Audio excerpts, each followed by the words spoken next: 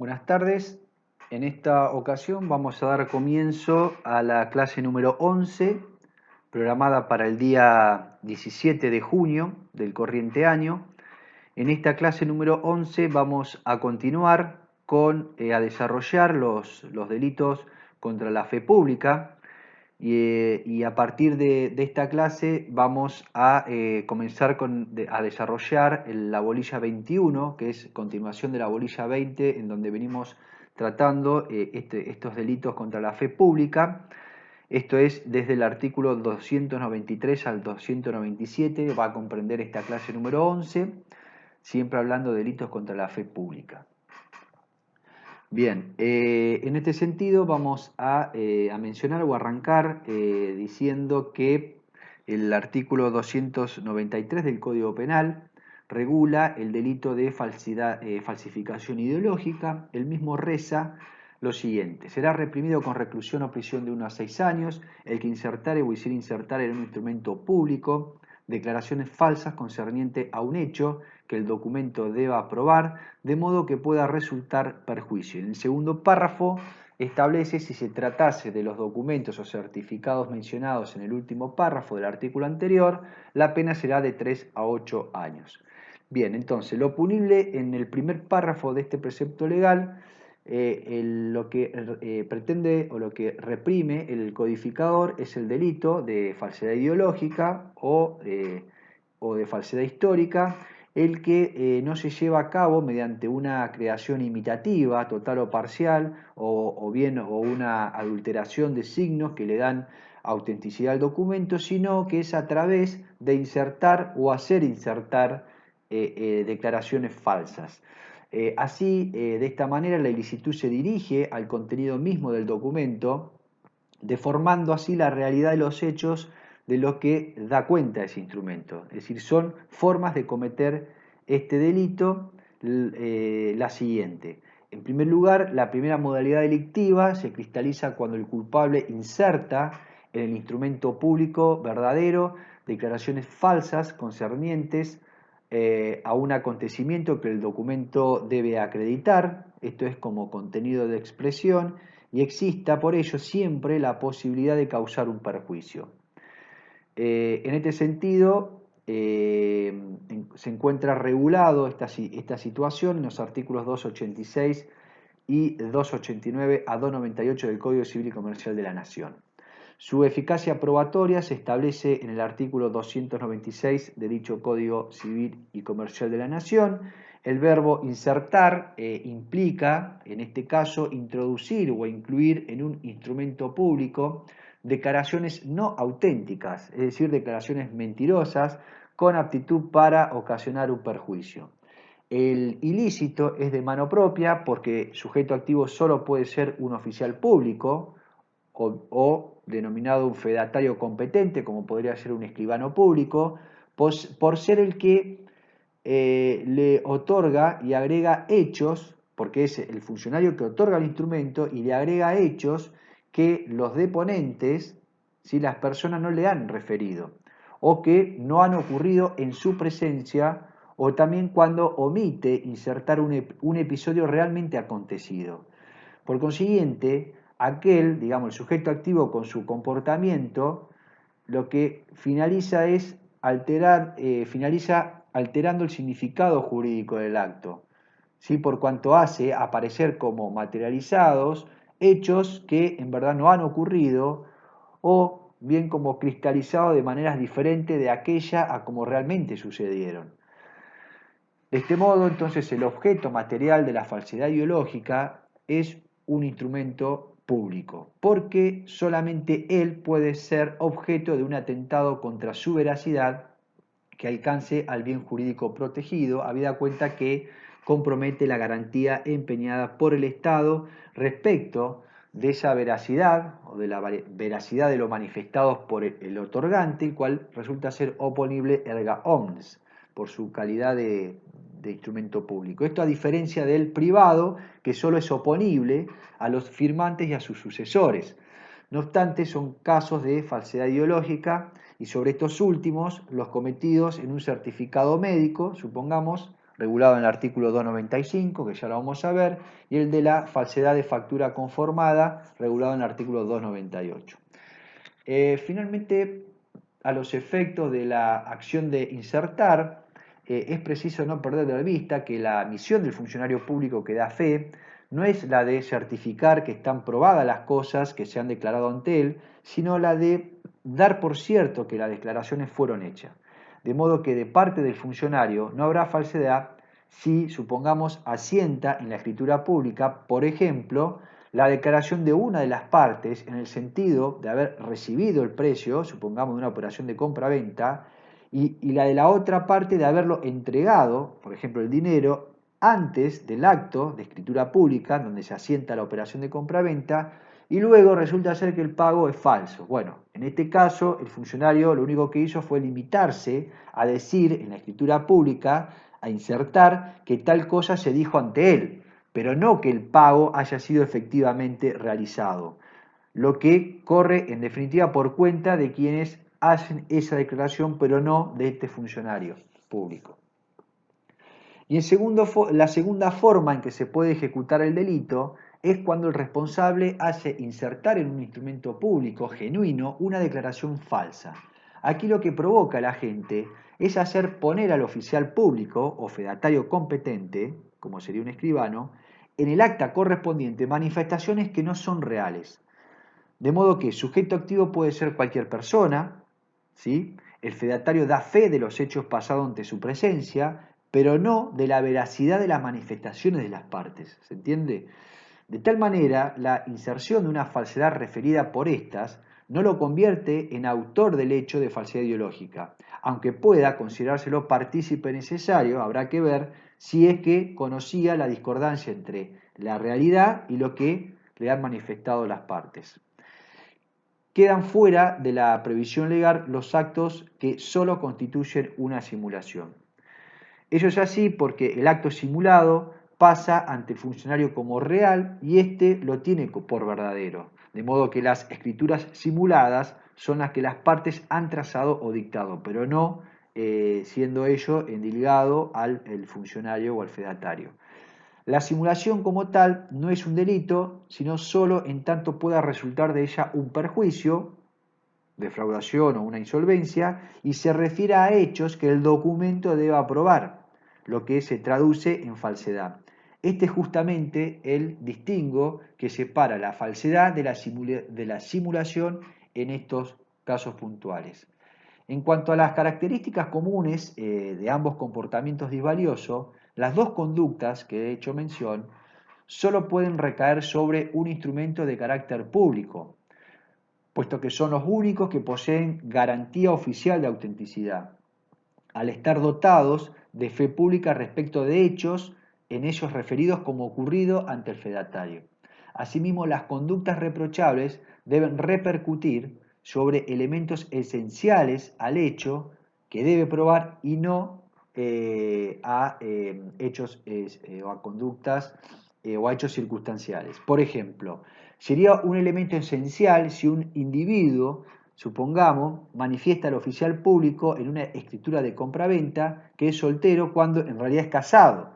Contrariamente, será un elemento no esencial cuando en el mismo caso el autor dice, supongamos, tener 38 años de edad cuando en rigor de verdad tiene unos cuantos menos años, digamos. El legislador acepta solo como excepción la tipicidad del artículo 293 sobre los certificados médicos y cheques y facturas de crédito, pese a ser ellos instrumento privado. ¿Sí? Esta es una excepción. El perjuicio que exige la ley es potencial y de cualquier especie, basta con su posibilidad, como que la consumación sucede cuando el documento público está finalizado en su confección, no requiriéndose en consecuencia su efectivo uso. Se trata de un delito doloso que admite su modo eventual, pero no las conductas culposas no ingresan. La intervención de partícipes es plenamente posible y la tentativa es aceptada en escasas ocasiones, pero es aceptada. Y luego tenemos los casos de mayor sanción, esto es en el segundo párrafo de la norma, conforme le he lo he narrado, prevé un agravante de pena para el caso de que la falsedad ideológica recaiga sobre los documentos o certificados descriptos en el último apartado del artículo 292, para lo cual me remito a lo que a su tratamiento en su momento, lo que decía, es decir, los certificados de parto y nacimiento expedidos por un hospital público son instrumento público, lo que no ocurre con, supongamos, los certificados expedidos por médicos particulares. Esto en razón por lo que la ley 24.410 ha sumado una nueva excepción al principio general consagrado por el artículo 295, según el cual la falsedad ideológica solo se da en documentos públicos. Luego tenemos el artículo 293 bis del Código Penal, que establece el delito de omisión funcional culposa relativa a la vigiato. En este caso prevé el dispositivo legal, se impondrá prisión de 1 a 3 años al funcionario público que, por imprudencia o negligencia, intervenga en la expedición de guías de tránsito de ganado o en el visado o legalización de certificados de adquisición u otros documentos que acrediten la propiedad del semoviente, omitiendo adoptar las medidas necesarias para cerciorarse de su procedencia legítima. Bien, la disposición contempla un ilícito de tipo culposo y de mano propia, porque castiga solo al funcionario público que por imprudencia o negligencia interviene en la expedición de una guía de tránsito de ganado o bien en el visado o legalización de certificados de adquisición u otros documentos que bien acrediten la propiedad del semoviente, omitiendo adoptar las medidas necesarias para cerciorarse de su procedencia legítima. La característica de la figura de este delito es, en primer lugar, que no se admite la tentativa, se requiere la violación del deber de cuidado que pesa sobre el sujeto activo, esto es, sobre el funcionario, tras no haber tomado las diligencias indispensables para cerciorarse el origen legítimo del ganado. Es posible cometer el delito por imprudencia o negligencia, además de la impericia o inobservancia de los reglamentos, términos desarrollados ya en el artículo 84 del Código Penal, al que corresponde que nos remitamos, ¿sí?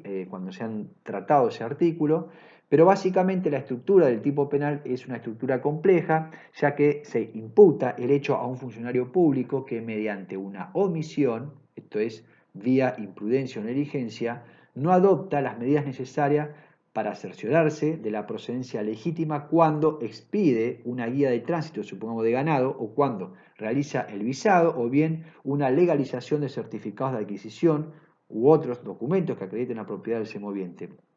Esto es lo que dice el precepto legal, es decir, se trata, como se puede apreciar, de un tipo de omisión impropia que lo que pune es a la gente por haber infringido el deber de evitar el resultado lesivo al bien jurídico tutelado y cuya preservación le ha sido confiada por el Estado, por la función que cumple.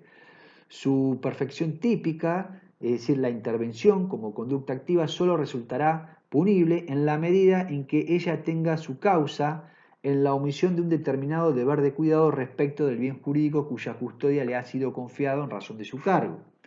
Además, podemos decir que intervenir significa tanto como actuar en las acciones a las que se refiere el tipo, expide quien da curso, despacha, entrega algún documento que faculta hacer ciertas cosas de manera legal, visa quien reconoce o examina un instrumento o certificación, acordándole el visto bueno, y finalmente legaliza quien comprueba la autenticidad de un documento o de su firma.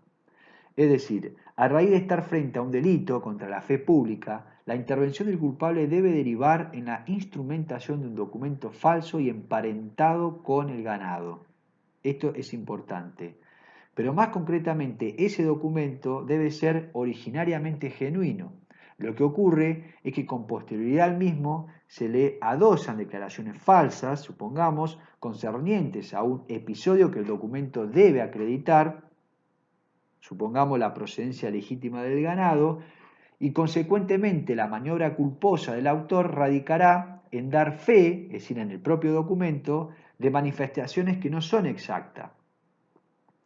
Es decir, no dejamos de estar frente a otro caso de falsedad ideológica, si se quiere, ¿no? Los objetos del delito, claramente la norma establece o refiere a las guías de tránsito de ganado, es el único documento válido para transitar con ganado dentro y fuera de una provincia y lo expide el organismo competente del lugar.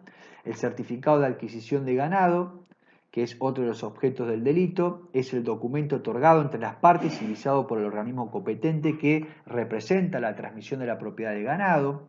Los otros documentos que acreditan las propiedades de los semovientes podrán serlo el acta, la escritura, una sentencia judicial a través de la cual el titular de una marca o señal transfiere tal derecho, también el duplicado del boleto que otorga, supongamos, el organismo competente, en caso de pérdida o extravío del original, etcétera. Digamos, esto es lo que conforma lo que es el objeto de este delito.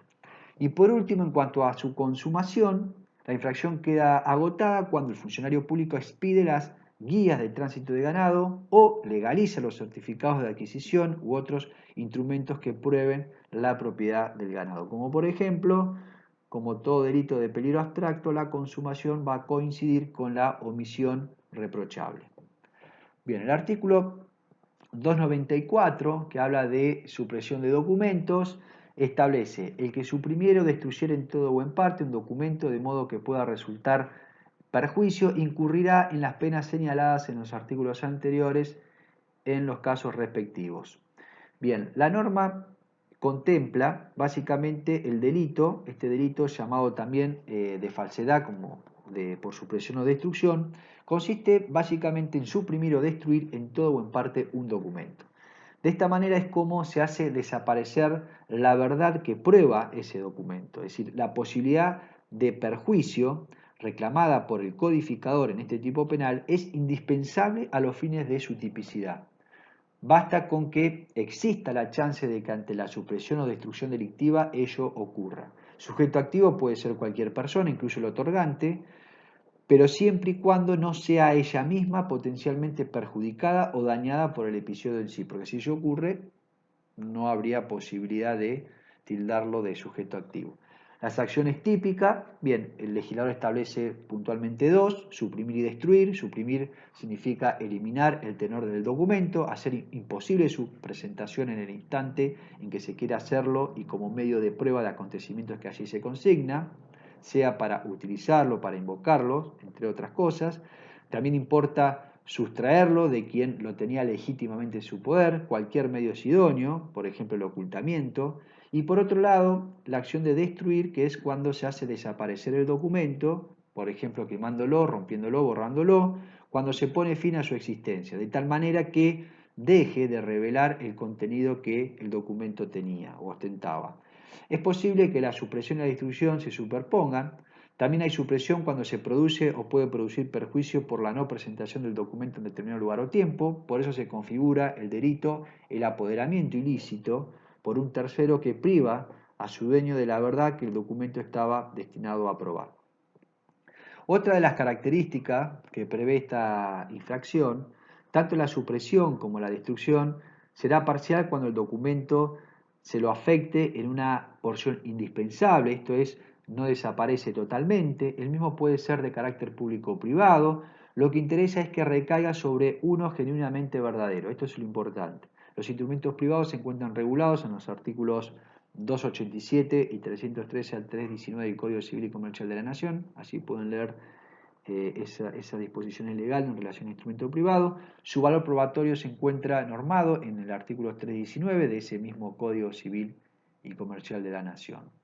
La destrucción o supresión de la copia, testimonio certificado de aquellos que quedan asentados en protocolos, en registros oficiales o libros que reúnan los requisitos de autenticidad propio de los documentos públicos, no configuran el ilícito, puesto que se puede obtener luego una copia o testimonio.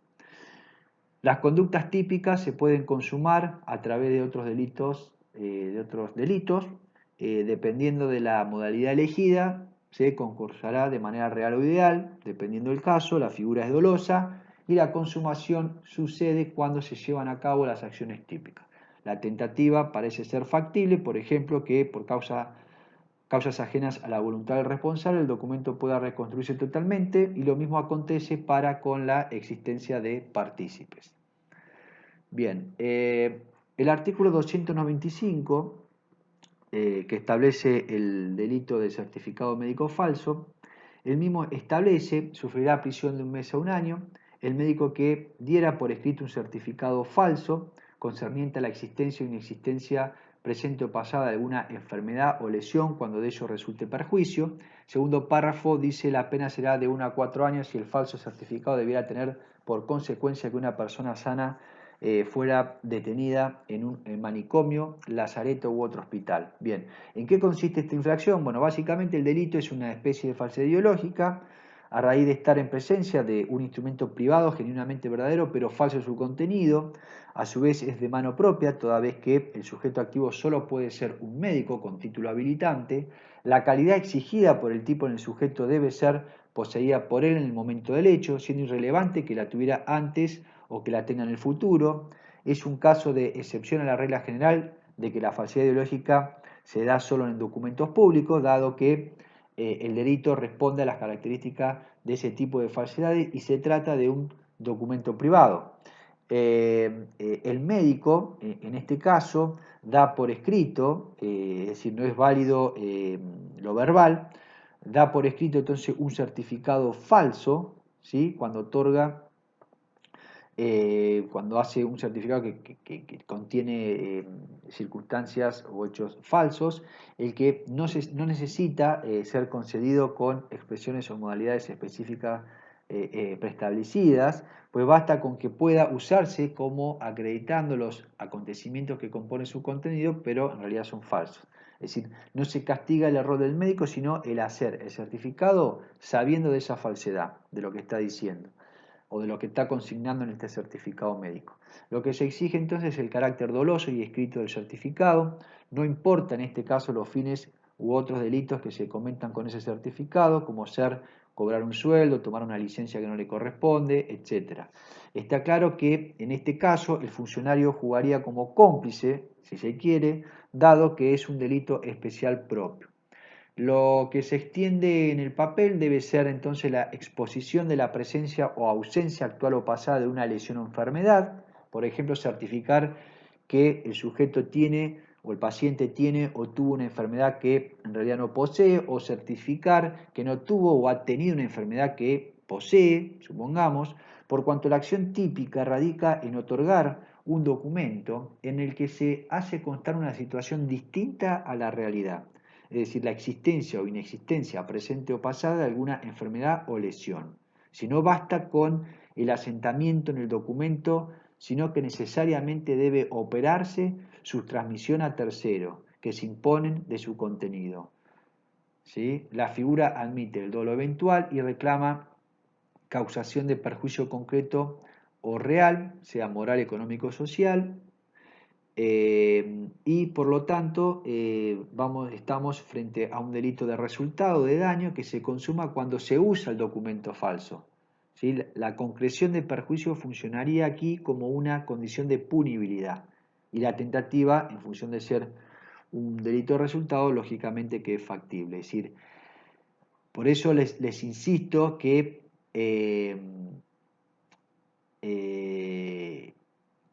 sí o sí no basta que el asentamiento en el documento, o sea, con que asiente esa falsedad, sino que necesariamente para la consumación del delito debe operar su transmisión, debe ser presentado frente a tercero para poder generar esta conducta, esta ilicitud, ¿no? En cuanto al segundo párrafo, lo que contempla el código es una figura autónoma, agravada y también de mano propia, la que opera si el falso certificado debiera tener por consecuencia que una persona sana fuera detenida en un manicomio, lazareto u otro hospital. Hay consenso en doctrina que la palabra detenida debe ser reemplazada por la frase internación forzosa a consecuencia de la afección falsamente consignada en el certificado, sea por orden judicial o policial.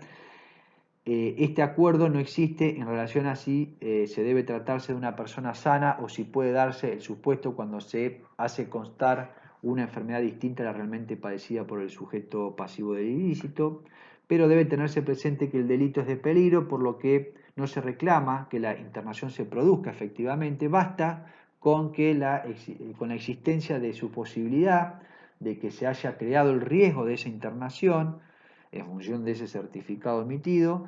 De existir esta, podría darse eventualmente un concurso con el delito de privación ilegítima de la libertad. Obviamente cometido por el propio autor del certificado o por terceros. Manicomio entonces es todo instituto de salud mental, lazareto es todo establecimiento sanitario para aislar a los infectados o sospechosos de enfermedades contagiosas, y hospital es todo lugar dirigido a la curación de seres humanos. La norma exige dolo directo, es de peligro y la tentativa no es factible. La consumación se va a cristalizar cuando el médico otorga a un tercero ese certificado falso, cuando el papel ha salido de su poder para entrar en poder de un tercero, allí donde se consuma este delito penal. Luego continuamos con el artículo 296, delito de uso de documento certificado falso. El mismo prevé el que hiciere uso de un documento certificado falso o adulterado será reprimido como si fuera el autor de la falsedad. La acción típica, es decir, la conducta punible, entonces radica en hacer uso de un documento o un certificado falso o adulterado. Este uso debe importar un empleo, la mera tenencia no basta. Queda claro entonces que hacer uso va a significar utilizar el documento o certificado falso en cualquier acto, sea público o privado, y de acuerdo con su destino probatorio. Ello implica, por ejemplo, hacer valer, invocando su eficacia jurídica, sin que necesariamente se requiera la presentación ante la autoridad llamada a reconocer esa eficacia. Por ejemplo, bastará su uso ante cualquier tercero sobre quien pueda el instrumento falso incidir. Es decir, el uso debe materializarse sobre un documento o un certificado que sea falso o adulterado, sea que se trate de una falsedad material, sea que se trate de una falsedad ideológica, impropia o la del artículo 295 que hemos visto. Y aunque la ley no lo diga, categóricamente debe existir a su vez la posibilidad de perjuicio, es decir, de tipo potencial o efectivo, el que, por cierto, debe provenir del modo en cómo se utiliza el certificado o documento. Por ejemplo, la posibilidad de un perjuicio no debe tener su génesis inmediata en el uso, sino en el documento o en el certificado que se está usando. Cuanto a la característica de esta figura, el delito exige dolo directo y es instantáneo. La doctrina en general exige la concurrencia en el autor de un conocimiento positivo de la falsedad y que es traducido como un obrar a sabiendas de la falsedad. Ante ello, el dolo de uso requiere el conocimiento de la falsedad. Además, debe tratarse de una persona distinta a quien produjo la falsificación o adulteración. Solo así se puede hablar de un delito autónomo, por ejemplo, del delito de falsificación originario. La consumación se produce con el uso mismo del instrumento, el cual puede ser público o privado, dijimos, nacional o extranjero, y falsificado o adulterado en el país o en el exterior. La tentativa en estos términos no aparece como factible por ser un delito de peligro, no así el instituto de la participación criminal, ¿sí?, que es plenamente aplicable. El sujeto activo puede ser cualquier persona, a excepción, como hemos explicado, del autor de la falsedad que luego usa, y en estas hipótesis tan solo responde por la conducta falsificadora. Bien, y por último, y para terminar con esta clase número 11, el artículo 297 habla de documentos equiparados a instrumento público. Este delito establece que para los efectos de este capítulo quedan equiparados a los instrumentos públicos los testamentos hológrafos o cerrados, los certificados de parto o de nacimiento, las letras de cambio y los títulos de créditos transmisibles por endoso o al portador, no comprendidos en el artículo 285. Bien, ¿de qué se trata o de qué se nutre esta norma? Bien, el código aquí lo que hace es equiparar, no de manera taxativa, específicos documentos que son de carácter privado a instrumentos públicos. Ello en razón de que la cuestión tiene incidencia en materia de pena. En efecto, según la letra del artículo 292 del Código Penal que hemos visto, la sanción varía si se está frente a un instrumento privado o un instrumento público. Por lo tanto, se advierte que con esta disposición el legislador lo que pretende darle a aquellos documentos que menciona una protección mayor a la que merecen de por sí, sean por sus características o por el fundamental rol que ostentan en ordinarias transacciones, pero la mayor custodia apunta tan solo a la sanción, no a otra cosa. Los documentos mantienen su calidad de públicos o privados de forma tal que se refieren a determinados documentos privados que son protegidos por la norma penal, como si se trataran de documentos públicos. El carácter de privado indica que la posible remisión a los tipos anteriores se refiere a la falsificación material y a la falsedad por supresión, pero no se puede concretar respecto de la falsedad ideológica, que solo puede recaer sobre documentos públicos, salvo excepciones.